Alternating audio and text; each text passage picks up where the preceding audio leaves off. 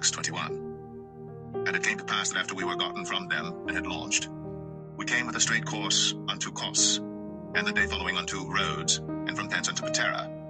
And finding a ship sailing over unto Phoenicia, we went aboard and set forth. Now when we had discovered Cyprus, we left it on the left hand and sailed into Syria and landed at Tyre, for there the ship was to unlade her burden. And finding disciples, we tarried there 7 days, who said to Paul through the Spirit that he should not go up to Jerusalem. And when we had accomplished those days, we departed and went our way. And they all brought us on our way with wives and children till we were out of the city. And we kneeled down on the shore and prayed. And when we had taken our leave one of another, we took ship, and they returned home again. And when we had finished our course from Tyre, we came to Ptolemy, and saluted the brethren, and abode with them 1 day. And the next day we that were of Paul's company departed, and came unto Caesarea. And we entered into the house of Philip the evangelist, which was one of the 7, and abode with him. And the same man had 4 daughters, virgins, which did prophesy. And as we tarried there many days, there came down from Judea a certain prophet named Agabus. And when he was come unto us, he took Paul's girdle, and bound his own hands and feet, and said, Thus saith the Holy Ghost, So shall the Jews at Jerusalem bind the man that owneth this girdle, and shall deliver him into the hands of the Gentiles. And when we heard these things, both we and they of that place besought him not to go up to Jerusalem. Then Paul answered, What mean ye to weep and to break mine heart? For I am ready not to be bound only, but also to die at Jerusalem for the name of the Lord Jesus.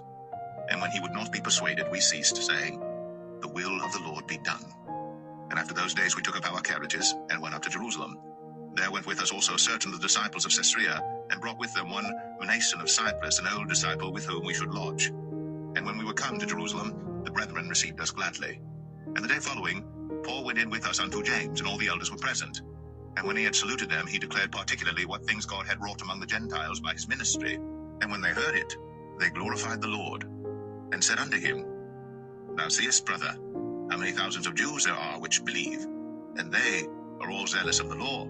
And they are informed of thee, that thou teachest all the Jews which are among the Gentiles to forsake Moses, saying that they ought not to circumcise their children, neither to walk after the customs. What is it therefore? The multitude must needs come together, for they will hear that thou art come. Do therefore this that we say to thee, We have 4 men which have a vow on them. Them take, and purify thyself with them, and bear charges with them, that they may shave their heads. And all may know that those things, whereof they were informed concerning thee, are nothing, but that thou thyself also walkest orderly, and keepest the law. As touching the Gentiles which believe, we have written and concluded that they observe no such thing, save only that they keep themselves from things offered to idols, and from blood, and from strangled, and from fornication. Then Paul took the men, and the next day, purifying himself with them, entered into the temple, to signify the accomplishment of the days of purification, until that an offering should be offered for every one of them. And when the 7 days were almost ended, the Jews which were of Asia, when they saw him in the temple, stirred up all the people, and laid hands on him, crying out, Men of Israel, help! This is the man that teacheth all men everywhere against the people in the law and this place. And further, brought Greeks also into the temple, and have polluted this holy place.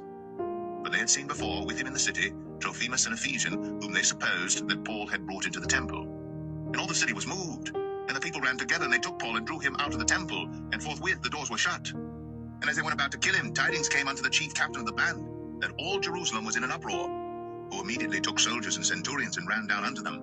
And when they saw the chief captain and the soldiers, they left beating of Paul. Then the chief captain came near and took him, and commanded him to be bound with 2 chains, and demanded who he was and what he had done.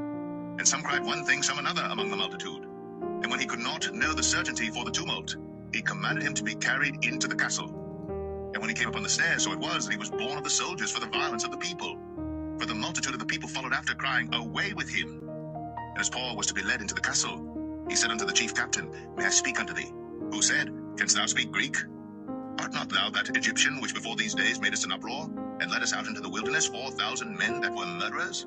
But Paul said, I am a man which am a Jew of Tarsus, a city in Cilicia, a citizen of no mean city, and I beseech thee, suffer me to speak unto the people. And when he had given him license, Paul stood on the stairs, and beckoned with the hand unto the people. And when there was made a great silence, he spake unto them in the Hebrew tongue, saying,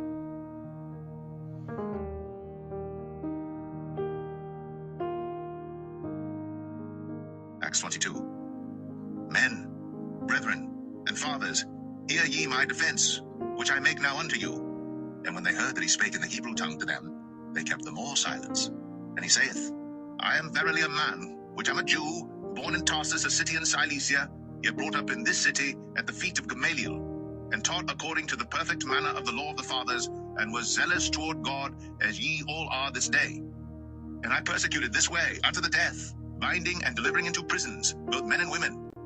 As also the high priest doth bear me witness, and all the estate of the elders, from whom also I received letters unto the brethren, and went to Damascus to bring them which were there bound unto Jerusalem for to be punished. And it came to pass, that as I made my journey, and was come nigh unto Damascus about noon, suddenly there shone from heaven a great light round about me, and I fell unto the ground, and heard a voice saying unto me, Saul, Saul, why persecutest thou me? And I answered, Who art thou, Lord?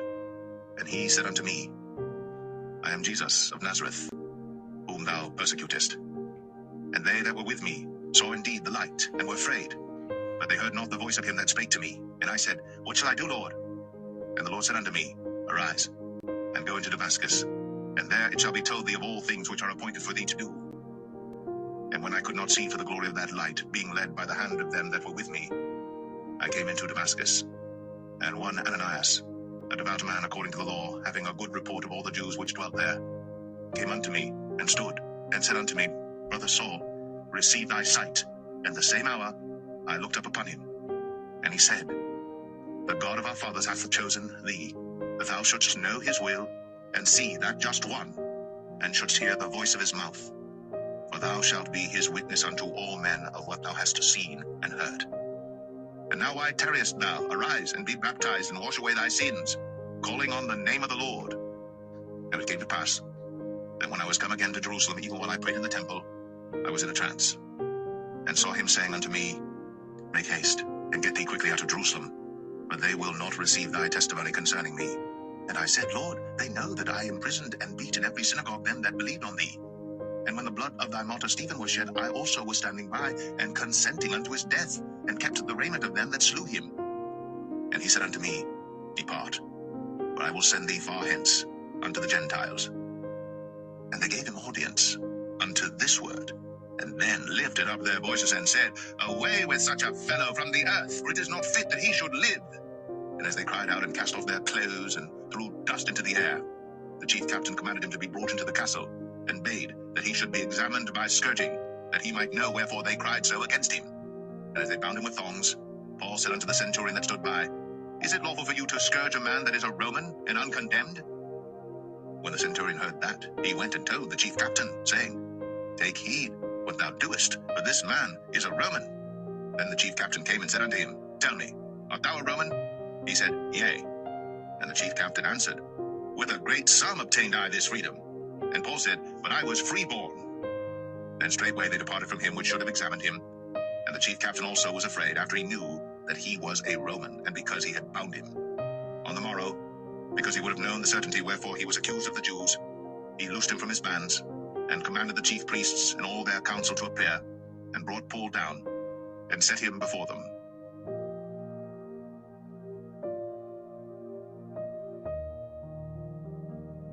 Acts 23.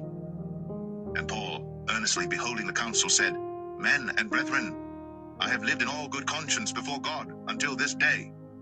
And the high priest Ananias commanded them that stood by him to smite him on the mouth. Then said Paul unto him, God shall smite thee, thou whited wall, for sittest thou to judge me after the law, and commandest me to be smitten contrary to the law? And they that stood by said, Revilest thou God's high priest?